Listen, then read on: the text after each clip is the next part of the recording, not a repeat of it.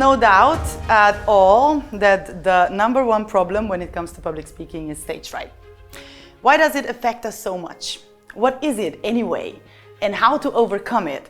In this video, I'm going to cover how to manage it so we can handle it like a pro. So Jerry Seinfeld made this joke a while back that if public speaking takes priority over certain death in terms of the list of fears people have, that means that if you were to attend a funeral, you'd probably much rather be the one in the coffin than the one giving the eulogy. Stage fright most certainly is fear number one by almost like 70% of the population, meaning that the vast majority of people are being held back by this invisible force. Some people are not even aware of it. They hold you back from the life you want, both in business and also in private life. The number one reason to take on stage fright head on is to maximize the level of success you can actually achieve in your life. No matter what success is to you, really, like we all see it a little bit differently. Inner peace, maybe love, relationships, business, money, fame. It's a bit different for everybody, but then stage fright in its core kind of stays the same. It just keeps you from picking up that phone, whether it's you want to ask someone out on a date or you want to set up a business meeting.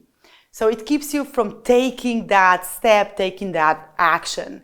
That's simply what it is and what it does and why we don't want it. So here's the thing. If you let your fears dictate your thoughts, your feelings, and your actions, then you are most probably living below your competencies.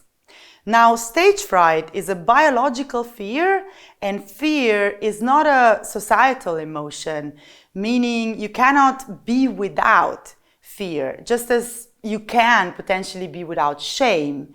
In order to feel shame, you need to have a sort of culturological context around it. Someone had to tell you at some point in your life that this is shameful. In terms of fear, fear is kind of necessary for your existence. What we are most likely afraid of when it comes to public speaking is sometimes something much more painful than death itself. It's exclusion. It's like being outcast, alone in the desert or jungle, having like no one to provide for us, having no safety, no society, no chance of survival. This is what the limbic part of your brain is experiencing, the need to be included, to be part of a group. In a way, we also kind of rank ourselves in there, in those groups, the alphas, the betas, the omegas. I believe people do this kind of instinctively. So, there's this flawed thinking attached. If you make a mistake on stage, you contradict the popular belief, you somehow fail at this, you somehow risk exposure, you then risk losing the privilege of belonging. Is this making sense? So the need for belonging is so deeply wired into our way of doing life. We are kind of herd animals as humans. And we desperately need to feel belonging. We need to feel attached to someone. It is actually the need for belonging that is the number one cause. It's causing us to question our own mind and self-esteem. Like, is this the right thing to say? Or will they agree? Or is this story good enough? Or am I good enough? So, number one advice I give to my clients is to let go of the outcome. Just let go and let come whatever will come. There is no more just one herd. There is no more just one village. There are so many tribes out there. You have to just find your tribe. But, and there's always a but, isn't there?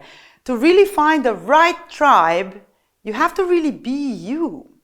There are so many opportunities out there, and like trust in a community is the key. Trust that you will find your tribe, and that if you fall into a pool of criticism, that's not your tribe. That means you haven't found them yet. You need to keep looking. So, second advice is to ask yourself what it is you wholeheartedly want to share with your speaking, with your voice? What is your gift you intend to bring to the people of this world? Like, trust your choices and make the choices that are right for you. Trust your content, but also never fail to improve upon it. Like, there's no pleasing everyone, really. When you speak about your thing, you have to have your heart sing to your tune. So sing it so loudly you can feel it beating. Trust your heart knows what is right for you, and your tribe will also recognize this. Third thing, stop comparing your gift to everybody else's gift. There is no scale. There's no measurement. As even if you try to measure your contribution, you can only do so by asking like 100 people. And guess what? 30 people will tell you, you were great. 30 people will not even register you spoke. 30 people will hate it. And that's okay. Like, there's still 10 left in this calculation. The 10 most important people that you will in fact inspire. The 10 people out of 100 you will move. You will touch their hearts and their souls and their minds and make a real impact. And even if there's like only one person who you've helped today, you've done a deed of the greater good. Be proud and walk on. Keep on stepping up. Keep on being the amazing future voice that you are. And never forget, the only person who you need to win over as a speaker is really yourself. When you start choosing you, when you start standing by your side, when you start to support you, when you choose to gift yourself with the power of trust, then you yourself chose to believe you are valuable just because you exist. And you will be able to manage your stage fright in a way that is truly empowering.